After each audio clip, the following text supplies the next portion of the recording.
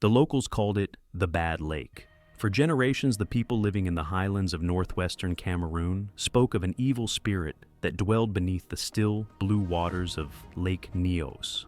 A spirit that, without warning, would rise from the depths and claim the souls of anyone foolish enough to settle too close to its shores. Most dismissed it as superstition, an old wives' tale meant to scare children. But on the night of August 21st, 1986, that ancient legend became terrifyingly real.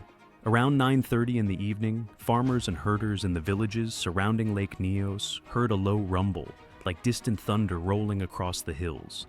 Some saw a ghostly white mist rising from the water. Then came silence. And in that silence, something invisible swept down from the crater lake and poured through the valleys below. By morning, 1,746 people were dead. Men, women, and children lay exactly where they had been the night before. Cooking fires still smoldering, dinner uneaten on the table, bodies frozen mid-conversation, mid-step, or mid-breath. 3,500 cattle collapsed in the fields. Birds dropped from the sky. Insects stopped buzzing. Even the dogs had stopped barking. There were no wounds, no signs of struggle, no evidence of disease. The buildings stood untouched. The crops remained unharmed. It was as if some invisible hand had simply reached down and switched off every living thing within a 25-kilometer radius. Here's the most unsettling part. This wasn't a volcanic eruption in the traditional sense. There was no lava, no ash, no fire. The mountain didn't explode, it exhaled. Lake Nyos released a silent, odorless cloud of carbon dioxide so massive and so dense that it suffocated nearly 2,000 people while they slept. Most never even woke up. This is the story of the deadliest lake on Earth, a geological time bomb that had been ticking for centuries beneath a peaceful African village. And the terrifying truth is that it could happen again.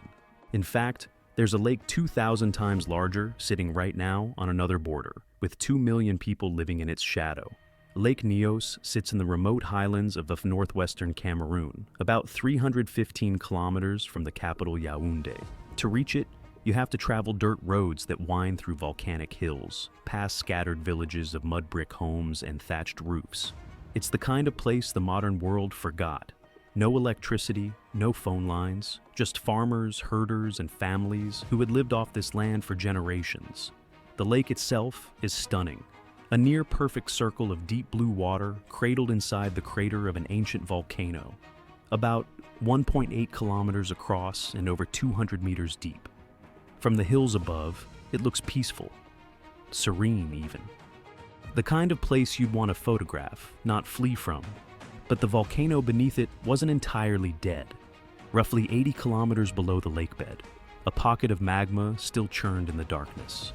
And for centuries, that magma had been slowly, silently leaking carbon dioxide up through the earth and into the cold, pressurized waters at the bottom of the lake. No one could see it. No one could smell it. The lake just sat there, absorbing poison year after year, like a bottle of soda waiting to be shaken. On the evening of August 21st, 1986, life in the villages surrounding Lake Nyos was as ordinary as any other Thursday night. In the village of Subum, a man named Joseph Nquine was home with his daughter, settling in for the evening. Up on a cliff overlooking Lower Nyos, a farmer named Ephraim Che had just put his 4 children to bed after noticing some clouds rolling in. Near the lakeshore, a young cowherd named Halima Suli and her 4 children had finished their evening routine. Her husband, Abdul Amadou, was away on business in the town of Woom. He wouldn't return until morning. Around 9:30 that night, something changed. Residents heard a low rumbling sound coming from the direction of the lake. Some described it as distant thunder. Others said it sounded like a rock slide, or the earth groaning beneath their feet. Halima Suli remembered it differently. To her, it sounded like the shouting of many voices. Those who stepped outside to investigate saw something strange. A white mist was rising from the surface of the lake. It wasn't thick at first, just a ghostly vapor catching the moonlight, drifting slowly upward before spilling over the crater's edge. Then the air changed. It grew heavy, warm. A faint sulfurous smell crept through the darkness, like rotten eggs mixed with gunpowder. People felt weak, dizzy. Some tried to run but collapsed before they made it more than a few steps. Others never even made it out of bed. Within minutes, the villages fell silent. No screams, no cries for help. Just an eerie, suffocating stillness that blanketed the valleys like a shroud. The lake had exhaled, and now an invisible wave of death was rolling downhill toward nearly 2,000 sleeping souls. To understand what happened that night, you need to understand what Lake Nyos really was. Not just a lake, a pressure cooker, a geological time bomb that had been building toward this moment for centuries. Beneath the lake bed, that pocket of magma wasn't just sitting idle. It was constantly releasing carbon dioxide, which seeped upward through cracks in the earth and dissolved into the cold, dense water at the bottom of the lake. Under normal circumstances, this wouldn't be a problem. Most lakes release dissolved gases naturally through seasonal turnover, when temperature changes cause the water layers to mix and allow gases to escape. But Lake Nyos doesn't work that way. It sits in a tropical climate where temperatures stay warm year-round. The surface water never gets cold enough to sink and displace the deeper layers. So, the lake became stratified, warm water on top, cold, gas-saturated water on the bottom. And that bottom layer just kept absorbing more and more carbon dioxide, held in place by the sheer weight of the water above it. Think of it like a sealed bottle of soda. As long as the cap stays on, the gas stays dissolved. But crack that seal, and everything changes. Scientists would later estimate that every liter of water near the bottom of Lake Nyos contained up to 5 liters of dissolved CO2. The lake was saturated to near its physical limit. All it needed was a trigger. Here's the terrifying part. Just 2 years earlier, in 1984, a nearly identical event had occurred at Lake Monoun, about 100 kilometers to the southeast. A limnic eruption released a cloud of carbon dioxide that killed 37 people. It was one of only 2 such events ever recorded in human history. Scientists investigated, papers were published, but the findings never reached the villages around Lake Nyos. No warnings were issued, no evacuations planned. The people living in the shadow of a ticking bomb had no idea it even existed. On the night of August 21st, something disturbed the delicate balance. Scientists still aren't certain what triggered the eruption. It could have been a landslide tumbling into the lake, a small earthquake. Heavy rainfall cooling one edge of the surface and sending denser water plunging downward. Whatever the cause, the effect was catastrophic. The disturbance pushed gas-saturated water upward. As it rose, the pressure dropped. The dissolved CO2 began to bubble out violently, like uncorking champagne. That rising column of bubbles pulled more saturated water upward, which released more gas, which pulled up more water. A runaway chain reaction. Within seconds, a fountain of water and foam erupted from the lake's surface, shooting over 100 meters into the air and sending a 25-meter wave crashing against the southern shore. But the water wasn't the weapon, the gas was.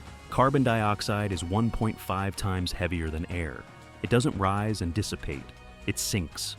And on that night, a massive cloud of invisible, odorless death poured over the crater's edge and began flowing downhill toward the sleeping villages below. The cloud moved like water. It spilled over the northern lip of the crater and poured into the valley below, hugging the terrain, following the path of least resistance.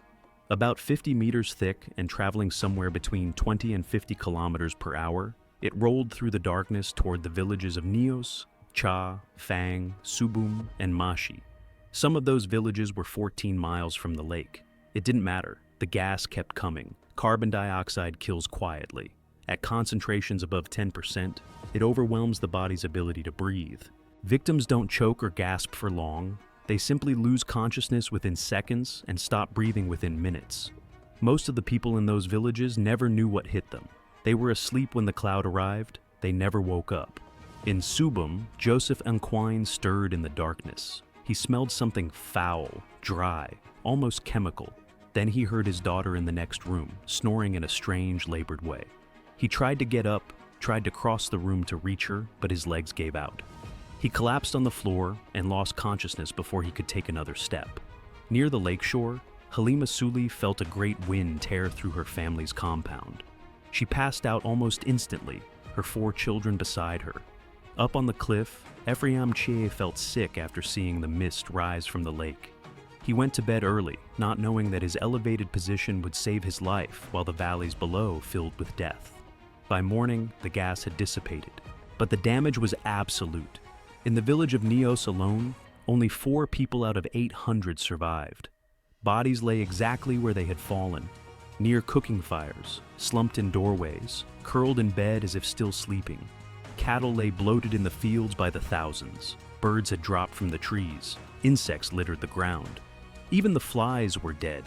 When Joseph Nquain finally regained consciousness around 9 the next morning, he found his trousers stained red and his arms covered in strange wounds he couldn't explain. He tried to speak, but no words came out. His daughter lay motionless in her bed. She wasn't sleeping. He staggered outside and went door to door through his village. Every house told the same story. Everyone was dead. He got on his motorcycle and rode toward the town of Wum, desperate to find surviving family. As he passed through Nyos, he didn't see a single living thing. No people, no animals, nothing moved. The silence was total. Meanwhile, the lake itself had transformed. The once blue waters had turned a dark, rusty red, stained by iron-rich sediment churned up from the bottom during the eruption. The water level had dropped by a full meter. Trees along the shore had been flattened by the force of the wave. Lake Nyos no longer looked peaceful. It looked angry, wounded, like something that had just emptied its lungs and was already beginning to breathe again. It took more than 36 hours for the first outsiders to reach the disaster zone. On Saturday, August 23rd, a Dutch priest named Father Tenhorn led a small group into the villages surrounding Lake Nyos. What he found defied explanation. Bodies everywhere, but no wounds, no burns, no signs of violence or disease. Buildings stood untouched. Crops swayed in the breeze. It was as if some invisible force had simply switched off every living creature and left everything else intact. Tenhorn would later describe the scene to reporters as looking like the aftermath of a neutron bomb. Initial theories ranged from chemical weapons to a mysterious epidemic. Some locals believed the lake's ancient spirits had finally unleashed their wrath. The Cameroonian government feared terrorism. No one had ever seen anything like this before. There was no framework to understand it. Within days, scientists from around the world began arriving in Cameroon. Among them was George Kling, an American limnologist who had actually visited Lake Nyos the year before to study its chemistry. The local boy who had guided him along the shore was now dead, along with nearly everyone else Kling had met. He later admitted he felt numb walking through those villages, surrounded by decomposing cattle and freshly dug mass graves. The scientific teams quickly identified carbon dioxide as the killer. Water samples confirmed the lake's bottom layers were saturated with the gas. Measurements showed CO2 levels in the affected areas had reached lethal concentrations, likely around 10% or higher. The limnic eruption hypothesis, once considered fringe science, was now undeniable. But here was the problem. The lake was already recharging. Carbon dioxide was still seeping in from below, dissolving into the deep water, rebuilding pressure. Scientists estimated another eruption could occur within 10 to 30 years if nothing was done. A French engineer named Michel Halbwachs proposed a solution. Install vertical pipes reaching down to the lake's bottom.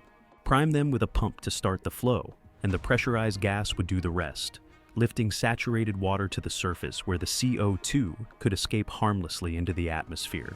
A controlled, continuous release. Essentially, a man-made limnic eruption in slow motion. Funding came slowly. Bureaucracy moved even slower. It wasn't until 2001 that the first permanent degaussing pipe was installed, funded by the U.S. Office of Foreign Disaster Assistance. 2 more pipes followed in 2011. By 2019, scientists confirmed the system had reached a steady state. A single pipe could now maintain safe CO, 2 levels indefinitely without any external power. Lake Nyos was finally defused, but the threat didn't disappear. The lake's natural dam, made of volcanic rock, is slowly eroding. If it collapses, the resulting flood could devastate villages all the way into Nigeria, while simultaneously releasing whatever gas remains trapped below. And then there's Lake Kivu, sitting on the border between the Democratic Republic of Congo and Rwanda, 2,000 times larger than Nyos. 2 million people living along its shores, same volcanic geology, same deadly accumulation of gas. Today, Lake Nyos looks peaceful again. A thin fountain of water shoots skyward from its center, day and night, year after year. That fountain is the visible heartbeat of a degassing system that took over 30 years to complete. A simple pipe reaching down into the depths, slowly releasing the pressure that once turned this lake into a mass grave. The survivors have begun returning to their ancestral lands. The villages are being rebuilt. Children play in fields where cattle once lay dead by the thousands. But the memories haven't faded. Joseph Nquain, who woke to find his daughter's body cold beside him, still struggles to speak of that night. He rode his motorcycle through Nyos that morning and didn't see a single living thing. Not a person, not an animal, not even a fly. The lake that locals had always called, quote, one, had finally revealed why.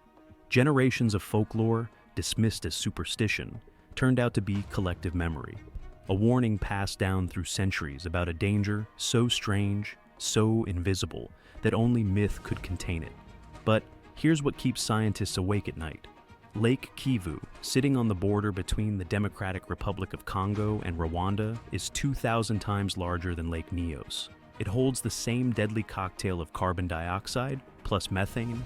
2 million people live along its shores. Sediment analysis suggests it has erupted catastrophically before, about every 1,000 years, and the last one, roughly 1,000 years ago.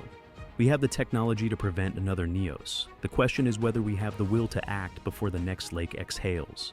Because the Earth doesn't care about borders or budgets or political timelines. It operates on its own clock, and sometimes, without warning, it simply breathes out. If you thought this story was disturbing, you haven't seen anything yet. Next time, we're covering a disaster where the warning signs were everywhere, and the people in charge chose to ignore every single one. Subscribe now, because that story drops soon, and trust me, you don't want to miss it.